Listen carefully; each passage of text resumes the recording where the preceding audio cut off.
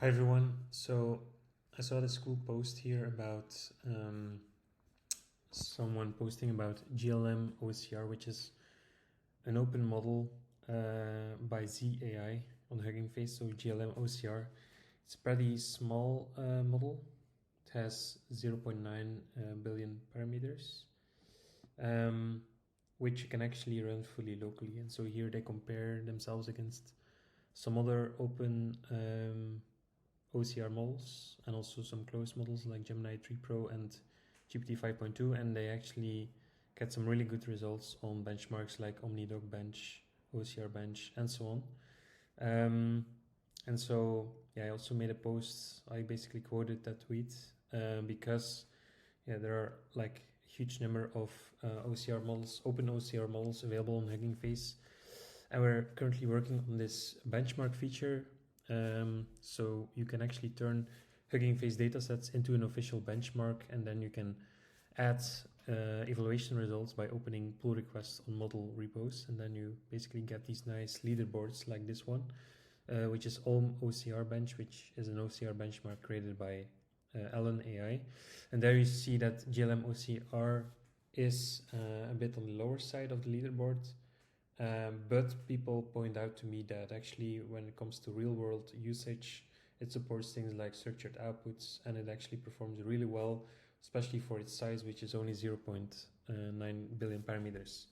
And so I also got some questions here on, is there any right way to use this? I downloaded LM Studio, and apparently they had some issues. So this is why I'm creating this video, to basically show you how easy it is to run a model like this fully locally on your own device.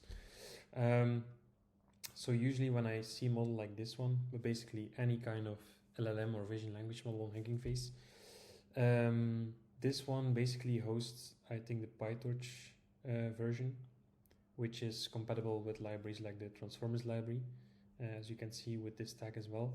And so in the model card here, they also showcase the different ways of how to use it. You can also deploy it with things like vLLM, SGLang, but those frameworks are, I think, mostly focused on people that have one or multiple GPUs. Then you can also run it with Llama. You can run it with the Transformers library, and then you can do inference with PyTorch and Python. But so what I want to showcase is the thing that actually Llama uses behind the scenes, that also LM Studio uses behind the scenes. And that is Llama-cpp, which was just acquired by Hugging Face. So this Llama-cpp is basically the backbone of things like Llama, but also of LM Studio, which is a very nice app for running LLMs locally.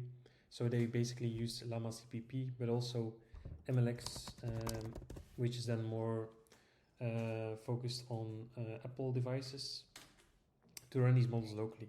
And so when you see a model like OCR, like this one, what I typically recommend is checking out the quantizations that people make with this model. So in this case, there are 12 different quantizations. So quantizations are basically smaller versions of that model, where the goal is basically to shrink the size of the model so that we can run it on cheaper hardware, and ideally without losing a lot of the performance compared to the original model.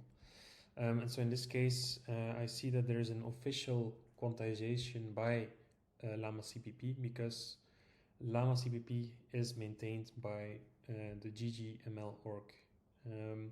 So they basically create these official quantizations in a specific format called GGUF. If you want an explainer on how the GGUF format works, Hugging Face has an entire guide on it, but basically the Llama-cpp library uses the GGUF file format to efficiently store the weights of these models, and then also the corresponding different quantizations of the model. And yeah, these quantizations come in all kinds of flavors. So for example, Q2 basically refers to a 2-bit quantization, which means that every single parameter of the model is stored using 2 bits. Q3 is then using 3 bits per parameter, 4 bits, and so on. Because by default, these models are typically trained with either 8 or 16 bits or 2 bytes per parameter, which is then called float 16 or bfloat 16, and so on. Okay, but so basically I recommend this one if you want to run the GLM OCR model with Llama-cpp. So basically you always have to just search for the model name and then type GGUF at the very end. This is how I found this model. And so this is an official one because it's from the ggml org. So I either recommend looking for quantizations from this org or from Unslot, which also, yeah, basically they provide a huge range of GGUF formatted models, which is really great if you want to run models in a cheaper way. And so in this case, if you want to run the GLM OCR model GGUF version, this is the only comment you need if you have installed Llama-cpp. So basically, if you want to install Llama-cpp, you can just go here to the README of the Llama-cpp GitHub repo. They have a quick start here on how to install it. For me, I personally used brew, so it's just in the terminal brew install Llama-cpp, and then it installs it on a Mac. But there are other platforms supported as well. And then the only thing you have to do is type this comment here, which will start a server for this model. So I'm gonna do that. Then there's a lot of things happening, and basically then it spins up a server at localhost. So basically I can then go to, as you can see, a web interface that runs fully locally on my MacBook, and then you can type things. But of course, this GLM OCR model is not really a chat model, as far as I know. And I saw from the model cards that you basically just have to prompt it with text recognition, like this, and then you need to provide it with a certain image, and then it's able to do OCR on it. So that's what I'm gonna do here. I'm just gonna upload an image here, type text recognition, and then hit enter.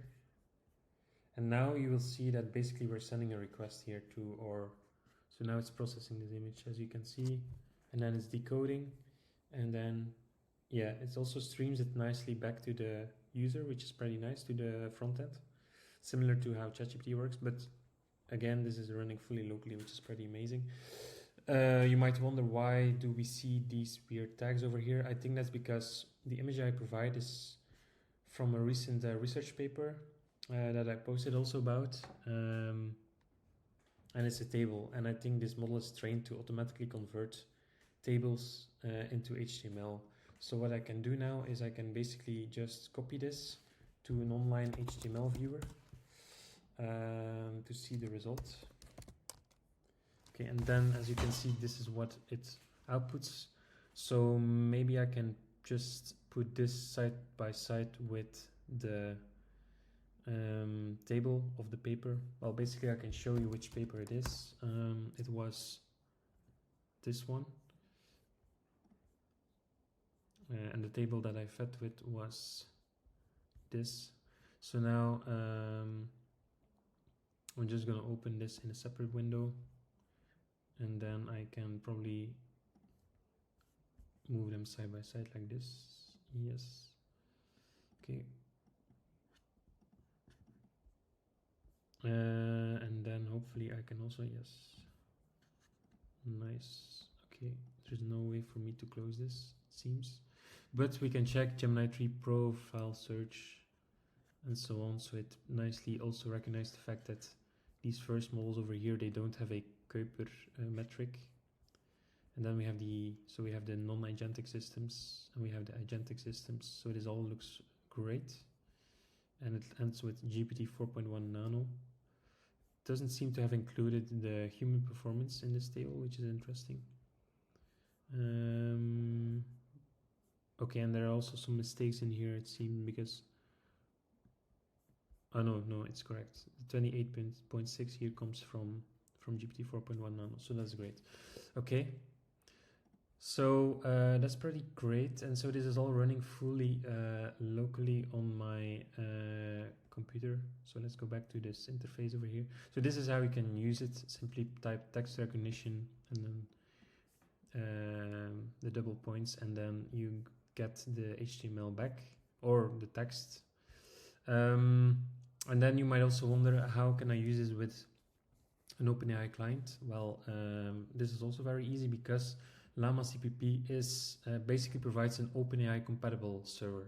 So the server that is running over here is fully compatible with the OpenAI API. So you can just, for example, go to the OpenAI API docs. Well, basically we need vision understanding, because in this case we're providing an image to the model. So here they have this guide process image inputs. You can, for example, either pass an image URL or a base64 encoded image or a file ID. In this case, as we're running with a local image, we have to provide an image path. So I'm going to use this one over here. And then that's what I tested over here. So basically this is then the way you need to initialize your OpenAI client. So basically you just need to provide as base URL localhost, because your model is running locally, API key none, because we don't need an API key. This is just copied over from the documentation, and this is my path to the same image that I showed. And then this is the way, so it's already using the responses API. This is not using the chat completions API. And then you can just run the script, and then it's gonna just return the results in the exact same manner as we saw in the front end. I didn't specify stream equals true here, so I think we'll have to wait until it has transcribed the entire table. But as you can see, then this is what we get out. Interesting, because now I seem to get like not an HTML, but I simply get a full transcription of the table, and then also the table, but in this case as markdown, not as HTML. So that's interesting. Sometimes it seems to transcribe it as markdown, and sometimes it seems to transcribe it as HTML. So I'm gonna just rerun it to confirm and see whether it transcribes it as, well, basically we can also check the model card here to see which kind of formats it supports. So it seems to only support this text recognition. Oh, and it's also within capital R, which is probably quite important, so I'm going to do that. Okay, now it seems to have returned again markdown. But yeah, I would always pay a lot of attention to the actual prompt. So it seems that the R needs to be captured. Oh, here, okay. These are different prompts, I guess. So there's text recognition, there's formula recognition, and there's table recognition. Okay, so there's basically, as we have a table, it might make more sense. Okay, so it seems that it's not as deterministic, because now it doesn't return HTML or markdown. It simply returns them as like, well, you could view it as markdown, but it's like without cell or column separation. But let's maybe try table recognition over here, and let's see what we get. It just says extract the raw content from documents.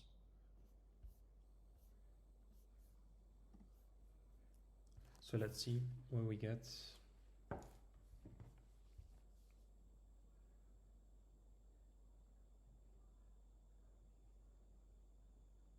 This takes some time probably, because okay, so now we do get the HTML. So I guess it's mostly meant for tables that you can basically always get HTML back, which is pretty great. Okay, so yeah, this is, I guess, the best way to just use models locally. Check out Llama-cpp on GitHub. It's very easy to install, it's very easy to use, to spin up a server locally, and then perform inference using this nice web UI as well. So here, for example, I can switch my prompt to table recognition, send it back. Okay, now it's actually pretty fast.